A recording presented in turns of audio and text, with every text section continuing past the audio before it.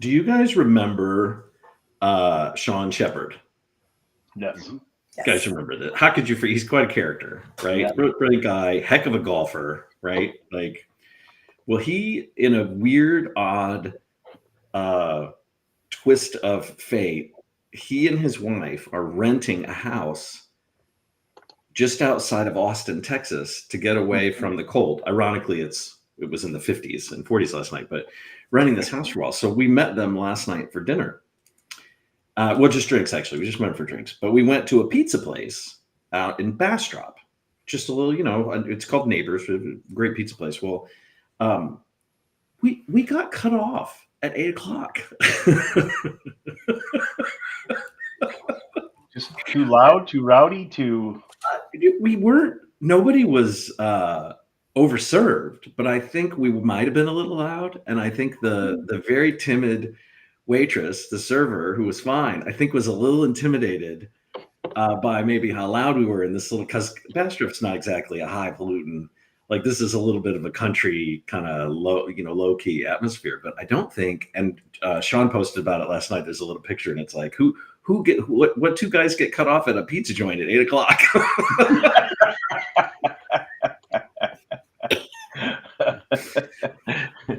So can anybody beat that? Have you ever been cut off? And we didn't get booted, but there was not going to be any more alcohol, so we did leave, which I think I'm sure you were probably wearing your Legalize Marinara shirt, which could be easily confused. Doug, is that a shirt? Where do I get a Legalize Marinara shirt? There's one pizza place in Cabo, and that's what they all wear, Legalized Marinara. And it's got and stuff. It's very funny. Oh, I would absolutely love that. That'd be funny. I would wear that every day, maybe. Yeah, cut off at 8:00. Yeah, that's great. Had to get our doing it right. But they are lovely. His wife is quite lovely, and so it's kind of fun to catch up with them. But great. Cut off at 8:00. So terribly embarrassing. All right. So are we ready to go? We got some cool stuff we're going to talk about today. You guys are doing some cool things. Thank you. I'm ready.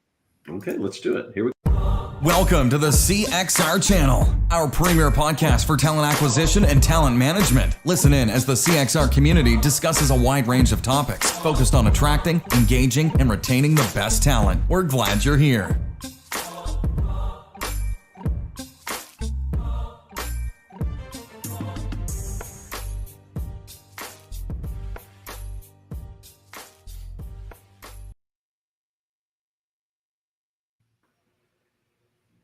All right, everybody. Welcome to the Recruiting Community Podcast, where we're bringing insights and updates in the form of what we think is a fun conversation. It's fun for us anyway.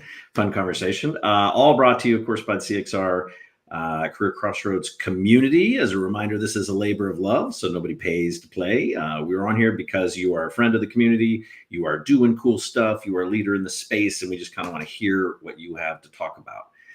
Today, Gerry and I are bringing you Doug Berg and Elaine Orler, who are longtime friends of ours from Match2. So we're going to chat around the story behind Match2, what that is, and kind of how that solution is working to ideally change the way candidates interact with jobs.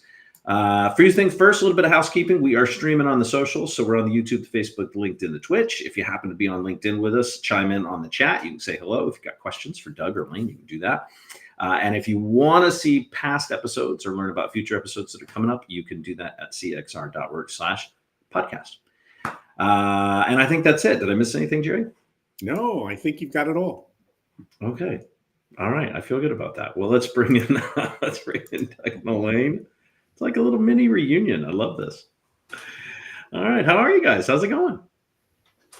Really good. Good. It feels like family time, home week. That's what it feels like to me today. So I'm resisting the urge to open a bottle of red wine with you.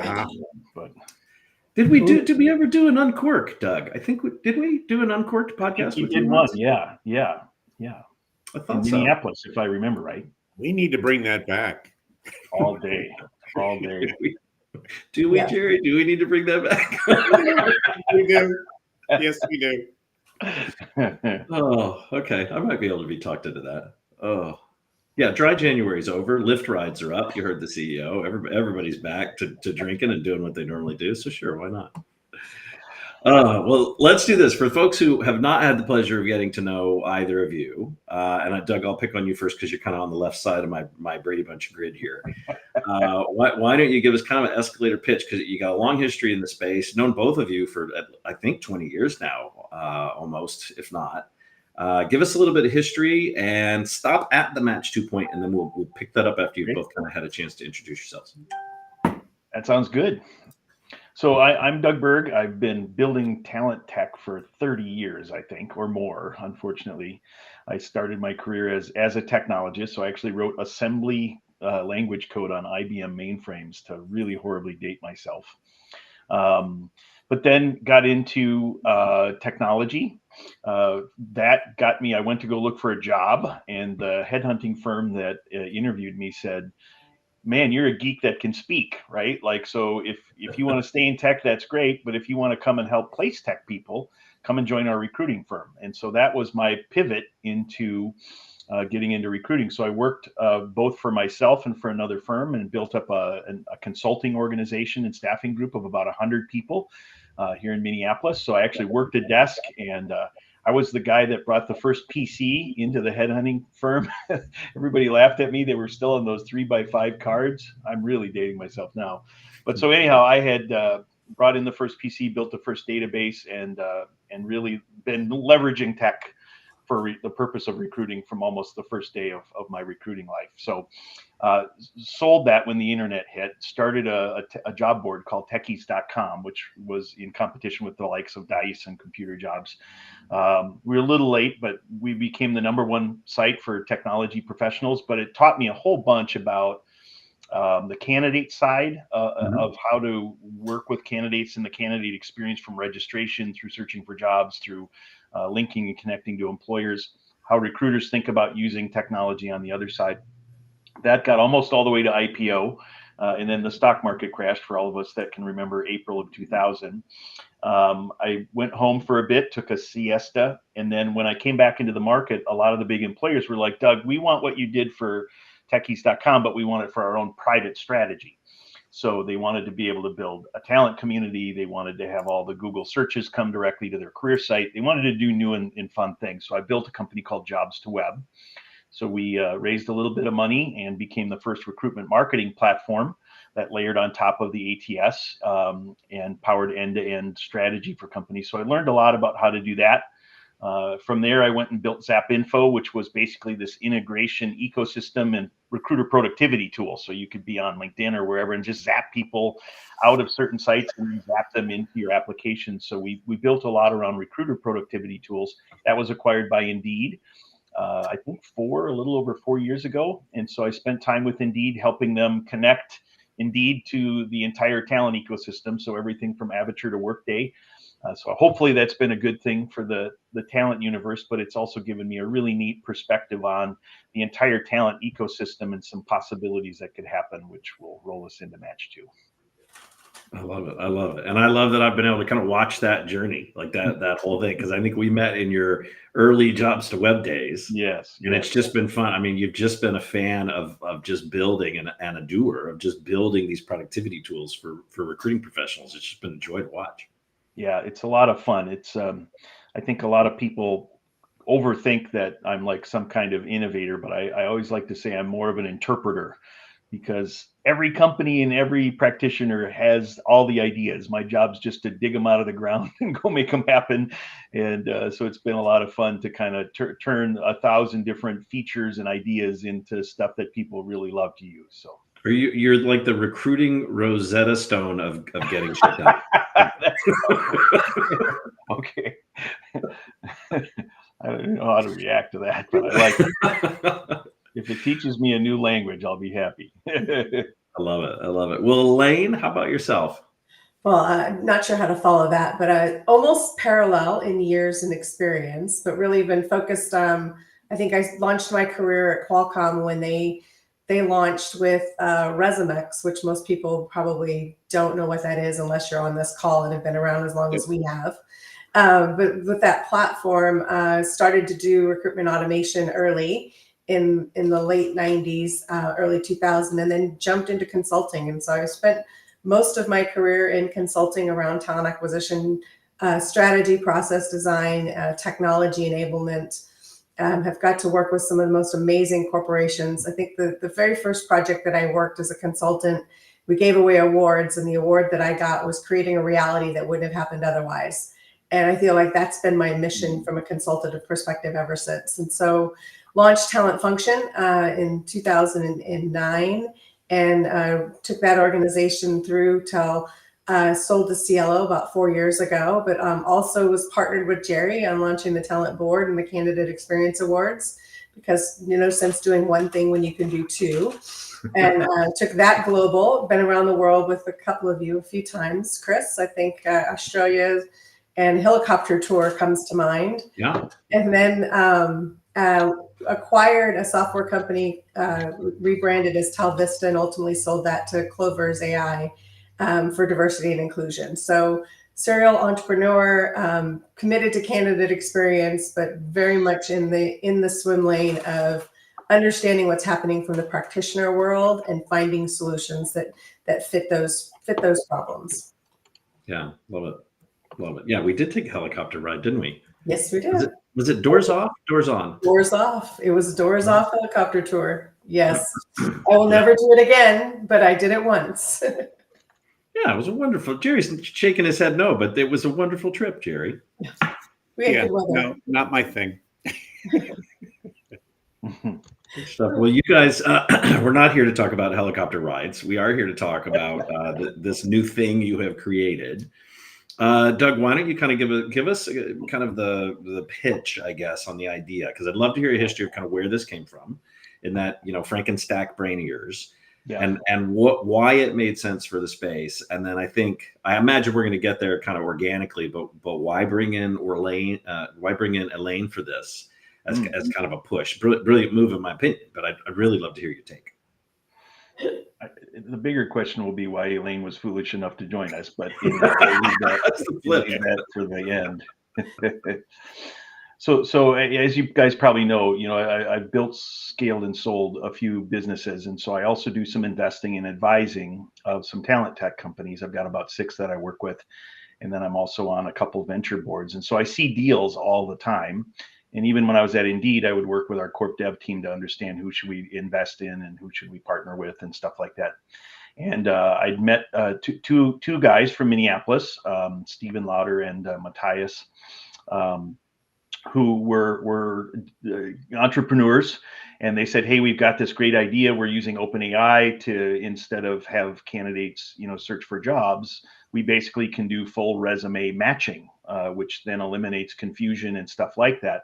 They were originally going to try to go to market selling a tech to candidates. And it wasn't like the AI resume writing, send out 1,000 applies. It was, like a legitimate thing. But again, their go-to-market was to try to go and sell something to candidates. And having been friends with Mark Sinadella for many years, who's been trying to sell things to candidates forever, I knew that it was a failed errand to try to do it that way. And also having been, at Jobs to Web, knowing TA leaders are anxious as anything to try to deliver new and better candidate experiences, that this would be better to kind of bring to them to offer as a new feature or a new method, given that the entire recruiting world still seems stuck on a linear model of making candidates search for jobs and apply for jobs. And so that model seems to be like the only call to action play still out there. And I thought, this really is interesting. And so I started testing the idea. I called some of my old TA leaders and I said, I didn't tell them about the idea. I just said, what are your biggest problems? And they all to the T told me, Doug, I'm getting way too many candidates that I don't want, and I'm not getting enough candidates that I do want. And I said, well, what would you do? And they said, if I could, I'd hide job search on my career site. And I'm like, well, what would you do instead? And they said, I would find a way to make the candidates tell me about who they are, and then I would show them which jobs are a good fit, which ironically is very good in a down job market, right? Because if you don't have a lot of jobs, just by the nature of recruiting, you wouldn't get to know any candidates because they would search and see you don't have jobs, and they would think in their mind, they never hire people like me and I'll never come back. So you really need a new fly trap, basically, in order to be able to capture, especially passive candidates, so that you can recruit them in the future. So I've just always had this, instead of, hiring one person, out of 100. Let's have the mentality that we might hire all 100 at some point. So how do we capture that in a relationship, engage with people, and stay in touch with them so that I can hire them all someday? And so the heartbeat of like that problem mixed in with the problem of not getting visibility to my passive career site visitors. So that's been a long problem where as much as 90% of people come and search and look around and then leave. And so we wanted to see if we could solve that problem with the Match2 problem, which by we call it reversing job search, right? The job discovery process, instead of candidates searching for jobs, Match2 at its heart is taking the candidate and having jobs matched to the candidate. So when you do that and you get to know the candidate first, right, now it's not only honoring, but it's something that allows us to capture and have engageability and visibility to who's visiting the career site, which I think is a really great idea. And then the last thing they said over and over again, Chris and Gerry, was they're tired of paying for talent over and over and over again, and basically just using candidates once to apply for one job in the system. And they also, I think everybody, it's like 2025, let's not have candidates start from scratch with every career site they visit, right? So even if I visit 100 Workday career sites, right, I'm starting from zero every single time.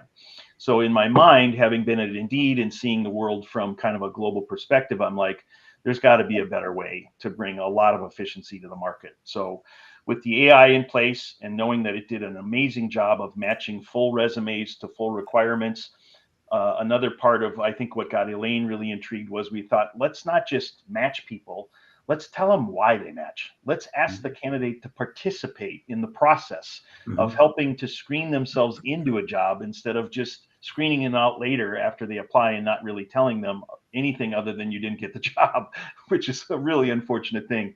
So let's make this conversational. Let's make it interactive. Let's let the candidate participate, because as you and I know, as bad as jobs can be written, resumes can be written bad, and people just forget stuff. So if I forgot to put Tableau on my resume, or that I've led global teams or whatever, this ability to, now that we've got the profile, let the candidate advocate and say, I do have this skill and here's where I used it, and put a note in for the recruiter, right? So by doing that, we're now capturing pre-apply, the full, what we call intelligent application, which gets rid of all of the confusion and all of the just missed things, which then allows us to deliver a very smart application. I think every recruiter would love it if candidates, instead of a fuzzy cover letter, would say, hey, look, here's the 8 requirements you had. Here's the 4 desired skills. I match up with 8 out of 10 of these and 4 out of 10 of those. Here's the spreadsheet. Please consider me for the job. We know that kind of asset for an initial application would make the 9 seconds a recruiter looks at a resume really good. Is it 9? I'm not sure it's 9, but I know exactly. But I love the concept here. What, for those who are watching or listening, what's the lift from a candidate's perspective? Like how much work is put on the candidate? Yeah, look, they can search away. What are we filling that in with?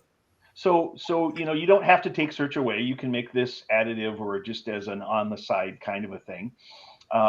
But every candidate either has their current resume or their most recent resume, and so they can pop that in. They can use their LinkedIn profile to say, hey, I'm just going to jumpstart this with that. So we've tried to make that part of it as easy as possible. And if you think about it, even great services like Paradox that have made the conversational aspect of getting to know somebody, pre-screen them, and then move them more quickly through the process. Those are great from a conversational chatbot perspective. We just hadn't seen anybody do it inside the UX and actually inside of the ATS or the career site. And a lot of the companies we spoke to, they're like, Doug, I'm tired of buying platform after platform and having all these layers of technology, and I'm still not solving my big problems around my application problem, the pre-apply kind of screening and qualification piece, and then staying connected to my candidates over their whole career. So I'm first to know when they go on or off the market. And so we thought, let's build a drop-in technology. Let's really use AI, but let's make it portable so it can drop into any site. Paradox drops into sites. A lot of the different tech, like Google Search Appliance, drops into sites. So this is not a new thing, but if I don't have to re-platform and go through an RFP process, and I can deliver an 8-fold like experience that can almost literally meet and greet candidates on their very first career site visit to say, "Hi, Doug, welcome to our career site. Here's the jobs you match. One click to opt into our talent network, get alerts, and stay connected to us." We thought that's a really powerful way to go to market in a hyper complex talent stack world, so that companies could offer this whole new experience, solve their biggest problems, and be able to turn it on within 2 to 4 days. So that's really, in essence, what Match2 provides the market, is this way to deploy and change the calculus of your whole strategy, and do it very quickly and easily. I always tell the old story. I had like a 2008 BMW convertible. I loved it, but it wouldn't play my Bluetooth music. But I found this little adapter for $8 on Amazon, and I plugged it in, and I got another 2 years out of my car. So we're not insulting ATS and career sites. We're just saying that, that concept of how to turn it on and activate something is exactly the spirit of what we're trying to do to deliver this whole new experience to the market. I love it. Yeah, I love the spirit of that too. And so Elaine, I got to go to you, and I got to say, well, what was it about when Doug rings you up and says, "Hey, I've got an idea," which is not a shocking thing to hear Doug say, but when Doug says, "I've got an idea," what was it that made you say, "Hey, I got to be a part of this. This interests me"? Well, it started with the, "Hey, Elaine, it's Doug." Then I was in. But then beyond that, the rest of the conversation, I really pivoted for me. It's around the candidate experience and the interactivity. And the fact that this is a solution that gives a candidate something to do on the website that is engaging and applies to their career and applies to their skills, versus the search, the perpetual hope and pray, post and apply process. And I think, especially with candidates today, and just not even knowing what to type in the search. So many of the testing that I do with client sites, and you type in a couple of words and you get 3 pages of results. Well, how do I even know which job is the right job for me? And I've got to read through, 6-page job descriptions today to figure out if I'm a fit or not. And now, for me, the biggest differentiation was that noise goes away. I can load my resume really quickly. I can actually interact with it. I can make decisions. My favorite example is, how many senior financial analysts do you know that put on their resume that they have advanced Excel? Yet that's a requirement in job descriptions, and they would come up with missing that as a skill. Yeah. So we give that opportunity to say, wait a minute, this is something I really do have. And for me, that just interacts with the candidate in such a way that changes the narrative, changes the example. The other piece for me was Doug's premise around our first visit personalization and return visit personalization. That opportunity to come back and go, "Hey, by the way, there's 2 new jobs that match," versus I have to go search and apply and sift through the 25 pages of results again. Just that experience overall for a candidate, that's going to allow them to carry that relationship forward with the organization, is those were game changers for me, and had me going, okay, consultant all my career to product side strategy. Yes, count me in. So. What's fascinating to me is you're now in a position really to ask candidates with some degree of depth what they're getting out of your experience, if you will, yep, that they're not getting in terms of other paths that they may be on. And I think fundamentally that seems to me to be something that you can use to promote, to engage, to kind of ensure your growth. Well, and that's absolutely part of it with the Connected Talent Network as well. That connectivity with the candidate to the employer, and then their record and their ability to retain their history of their experience, plus our ability to survey them throughout the process. So how are things going? Where are they in the relationship with different employers? What is their, did they take a job and not decide to go with company A, but went with company B, and why? And having the exposure to that information and being able to represent that in such a way is game changing in my mind. I find this really interesting. So two of you on here, arguably the godfather of candidate experience, and Elaine, would you be the godmother of candidate experience? I mean, you're one of the That'll founders help. of that, or Goddaughter. stepmom, goddaughter, yeah, however that works, right? But both of you who have been so passionate for so many years regarding getting feedback from candidates, I find this survey and polling component to be really, really interesting, and just have a ton of potential here. Yeah. Is it too early to begin to see sort of some macro trends from candidates regarding feedback? And then I guess it's a two-part question. The other piece is there's a lot of crazy happening right now, and I think candidates are kind of feeling that and kind of seeing that. We know the TA leaders are feeling that and seeing that. I'd be really interested to hear if you're getting any feedback yet, or if it's not too early, regarding kind of that crazy and how the candidates are making decisions to either pass on a company because of a perceived impact to any number of things in the space. I'm being wildly vague there. Yeah, no, it's a little early. We're just in the middle of working with our beta customers and users. So we've gone back to some folks that are helping us kind of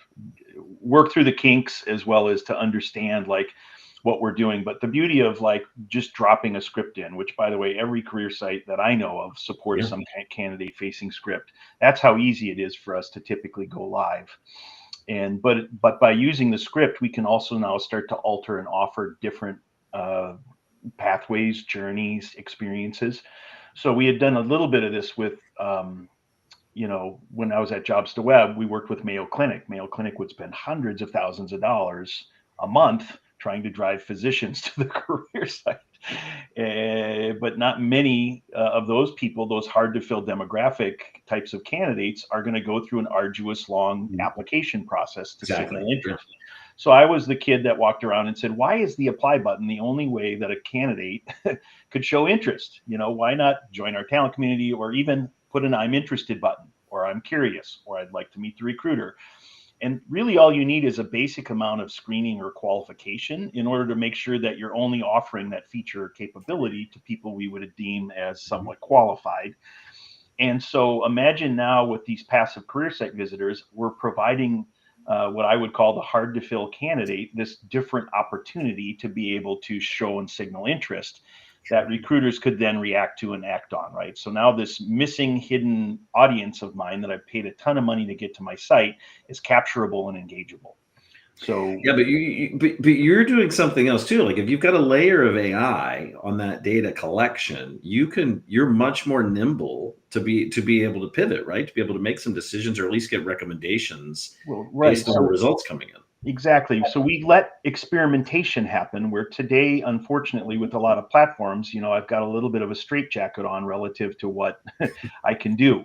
I spoke to one TA leader and he's like, I've been begging one of the big platforms forever to allow me to do an assessment of candidates before they apply instead of after they apply. And I cannot get them to even hint that they might make that a possibility. But if you're telling me by putting Match2 in, I basically can do anything. I could load it, let you meet the recruiter through a video. If you're a qualified candidate and you don't apply, I can still schedule an interview with you, or talk to somebody and show interest. And so we think that there's just a tremendous amount of experimentation, which we can all measure. The script travels the site, so we know we're going to know everything relative to what my cost per captured candidate, engaged candidate, qualified candidate, and then not just cost per applicant, right, but per qualified applicant all the way through, missed hire, as well as, what my cost per apply is. So we really think this is going to help really up the knowledge and engageability factor,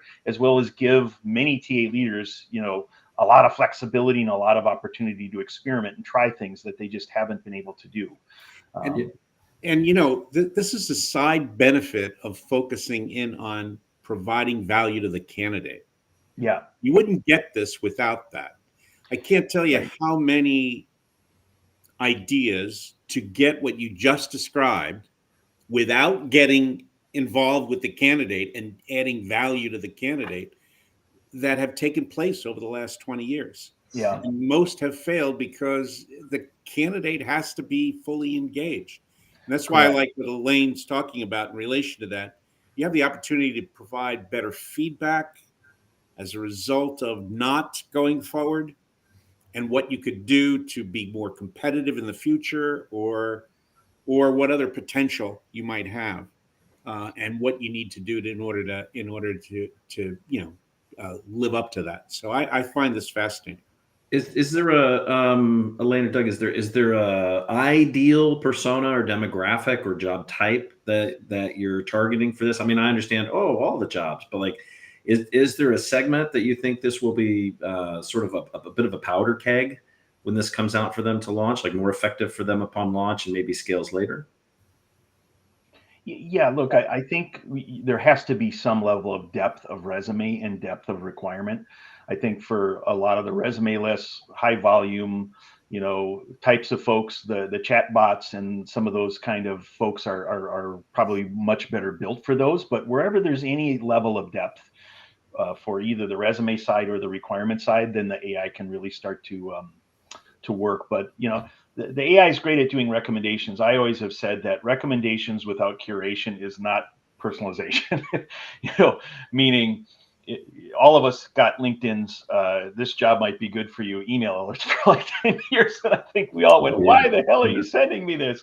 And there was no like, don't send me this anymore. And so our DNA, Elaine and I, are like, every time we build something, if we're truly a candidate first company, we should always be thinking like, how do we introduce content or experience? How do we let them curate? And then how do we let them continue to participate with what that looks like on all of the different steps of the process? And so, when candidates apply, they might apply to 8 different companies in a 2 to 3 day span. But after they take a job, they don't go log back into all the work days and say, hey, I'm off the market, just because it's not an efficient thing. But with what we're building with the connected talent network, now when I'm not only applying, do we make it easier and more informed, but we let them connect to their data and have more control over and interactivity with their data as it lives in all these systems, which one is compliant.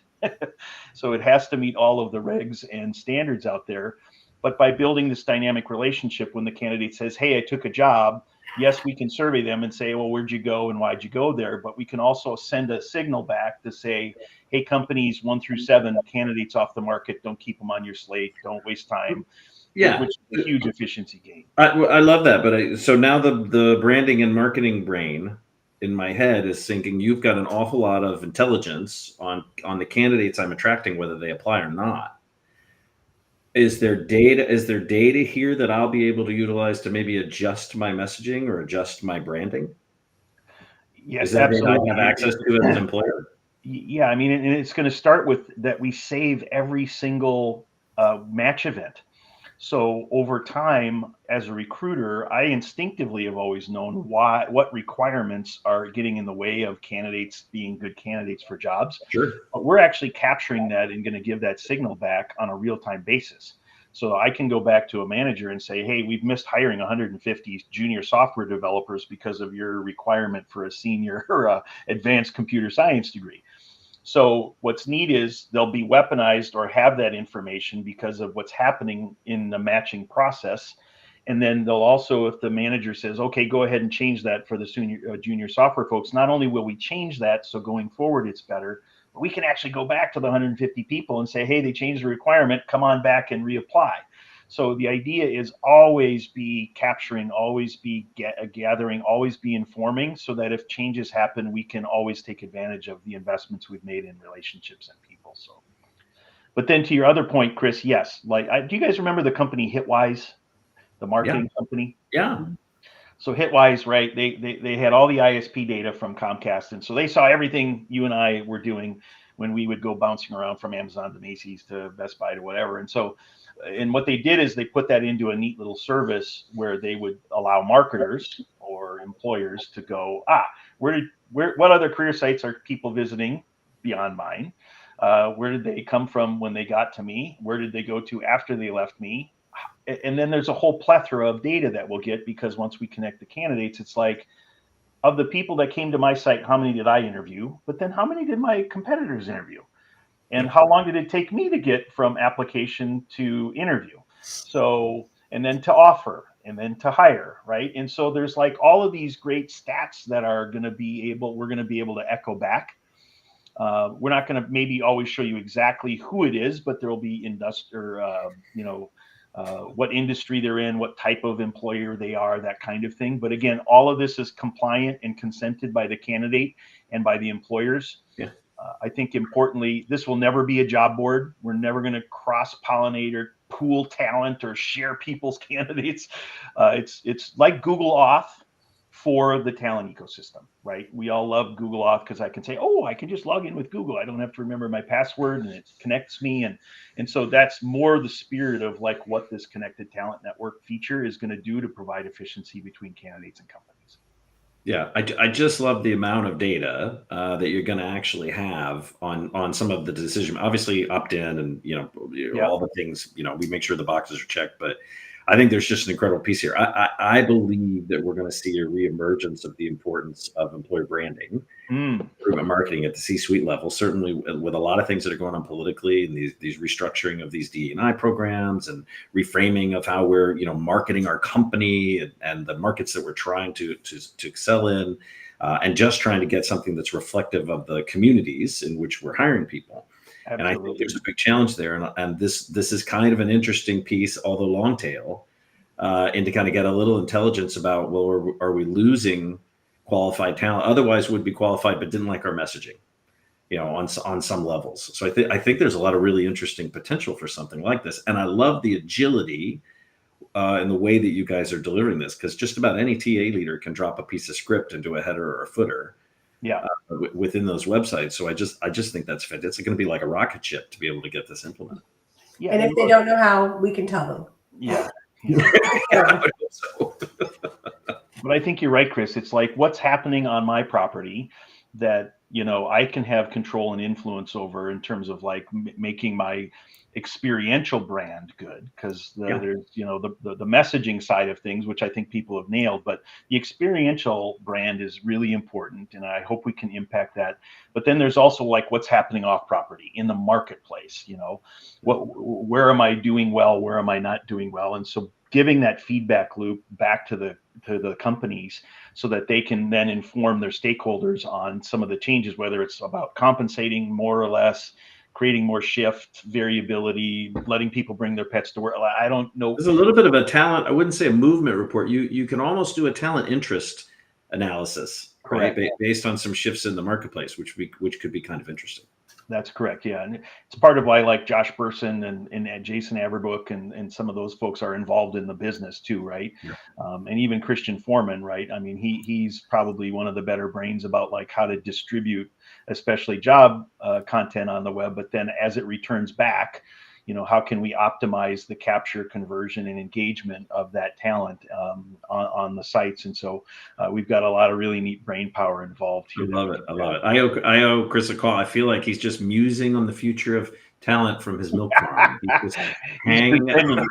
He's like me 2 years ago, pretending to be retired. Yeah, he was trying to convince me he was done. I'm like, I think we've heard this before. Some guys are just too smart to go away for long. Yeah, that's right. Yeah. So funny. Well, have we missed? Is there a call out here? I don't know, Elaine, is there anything you would say, look, if there's one thing, folks ought to be watching with regard to Match2, is there something that's kind of a next step, or watch for this, or stay on the radar, or see you at an Unleash, or see you at another conference or event? Definitely see us at the events. We'll be around. I think that the biggest differentiation is going to be that shift in the candidate experience and that capture up front and giving them that interactive capability. And as we see more and more of our beta customers turn to clients, and we see more clients evolving that way, I think it's going to be much more of a game shifter for organizations to be able to do this. And I think credit to Doug and the rest of the team too, because it is a drop-in technology. This is not a platform play. You do not have to rip everything out and go find X, millions of dollars in budget to make this effective quickly. And so that's one of the things that I'm most excited about, is the fact that we can stand this up. Doug said a couple of days. I'll say maybe 2 weeks. Depends on their IT department. But it is meant to be that kind of speed and agility with the product. I love it. Is this, so we did a nice little soft launch of recruitingjobs.cxr.works. So we just did this last week. We're just now, it's kind of interesting. We're sort of seeing some of these jobs. We're automatically pulling in all TA related jobs from our members. Non-members have the option to post there. Do you think this is something that, if we're not a corporate, we're kind of that intermediary? Is this something that might benefit those job seekers as well? You're on my target list. So I saw the launch last week. So the answer is yes. Because we can make it easy for the recruiters too. I'm all about it. I'll be calling you to see how we might be able to structure something with the board. Okay. So, yeah, let's take a look at that. Like, if we can make it easy for our brothers and sisters in the industry, in the space, let's do it. Yeah. Exactly. Very cool. All right. Well, look, I know you're both super busy. Oh, sorry. Go ahead, Doug. No, I was going to say we've been stumbling across so many great old problems that everybody, we met with a big healthcare group the other day, and they were 5 companies that all merged together, and all 5 companies had like different ATS systems, and they have yet to be able to develop or deliver a unified candidate experience. And we're like, well, that's easy. So I mean, we literally just take the feeds in and put a unified piece together. But the other thing that's been really interesting to us is, I would say, that I believe the TA leaders we're talking to have known that everything they've bought and put in place in the last 8 or 10 years has disadvantaged the candidate. They know that they've invested too much in things that screen people out. And so to your branding point, everybody now is ready to kind of correct back again and say, we need to level the playing field, and we need to allow the candidate to have a voice. We don't want them to have to get this machine gun AI thing out just to play the numbers game of sending 1,000 applications out. We would much rather have a better interface that allows them to advocate and represent themselves in a really good way, so that they're not confused about whether they're applying for the very best job in the company. I demoed this to one really good TA leader, and he emails me a resume, and he says, take this resume, upload this one. I want to see what it does, because I had their job feed. And I uploaded it. It was a senior finance person.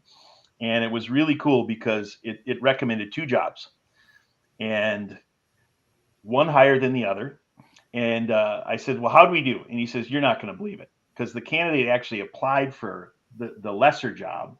And I'm a good recruiter and I have time. So I actually, in the back end, redirected the candidate to the other job that you guys just showed he was a better fit for. So he's like, I'm one of 30 recruiters that has time and I actually do this shit, but the other recruiters don't have time and they don't do this. So the fact that this would be on the front end of our system, helping to coin sort talent and redirect it so that every candidate's applying for the very best job, adds an efficiency factor I just don't think most people are used to inside of today's platform-driven process. So yeah, so Gerry will remember this. So with the social unrest that came from the murder of George Floyd, between that and the pandemic, Gerry and I had a lot of meetings going on, and we came away from that telling TA leaders, now is the time to invest in the L&D track for your teams and your employment branding and your messaging. Now, don't wait until we come out on the other side of this. Do it now. And what we saw as the employers that did that, as we kind of started to come out of that other side, were better prepared. They were able to retain their recruiting talent because they had sort of diversified some of that from an education and learning standpoint. We win. We told you so. So coming back to, I kind of want to double down on that again now. If you're a TA leader, and I think right now you're thinking, I got 1 million people applying, I don't have to, give a darn about candidate experience. I'm going to take that same, and Gerry, you can disagree with me or agree. I'm going to take that same thing. That's the wrong side of the equation to be on, right? Because, I have a plethora of candidates. I don't have to worry about how I treat them. That's kind of what that ends up happening in the industry, in the space, is kind of we change directions based on kind of the supply and demand thing. But I think this is the time when you should be optimizing that and taking care of the candidates, so you come out on the other side of this, all the better. I don't know, Gerry, you feel the same way? You did. No, I agree with it totally. I think one of the key issues for you as you go forward with Match2 is being clear to the prospects who could be using your tools that if they do that, here is what we're committing to the candidate. And if you're not comfortable with that, if you want to turn off some of those features, no, you can't, because you're tarring not only yourself, but you're tarring us and others using us with a brush we don't want to have. So I think it's going to be really important for you to be clear with prospective employers that here's what's going to happen. There's going to be closure for candidates. There's going to be this for that. Here's what candidates are going to get out of this, and if you're not up for that, it's not going to work. And look, the really neat stuff that we've got in the crystal ball, right, is like one thing I've always wanted to do, especially for companies that are maybe going through a lull in their recruiting, right? Their big worry was, what if somebody comes and they try to upload a match and there's no matches, there's no jobs. And I'm like, well, this is great, because now we have an opportunity to tell them, you don't match anything today, but because we're going to get intelligent about your historical hiring patterns, we'll be able to say, but we do hire people like you every 3 to 4 weeks. Can we let you know when the perfect job comes up for you, right? So being able to leverage and utilize that intelligence, if you will, of horizontal data for companies is great. The other thing Elaine and I have been astonished at is that everybody wants to use this for internal mobility. They're like, I don't want to buy another platform for building some internal, I've got my internal jobs in my workday. I just need a better way for people to say, not only what would I match today, but what would I match in the future? And the AI is so spectacular at doing what I'll call career planning or projectioning for people, whether they just want to know what the next 5 years looks like, or they're doing here to there planning. And while we were building this part of the solution out, I'm like, wow, think if we could actually bolt this into the today application experience, because most of recruiting on career sites is, who are you and what do you have? And here's what you match today. But imagine if in the future we say, oh, and by the way, here's what your future looks like, based upon real hiring events and real things that happen inside of our company.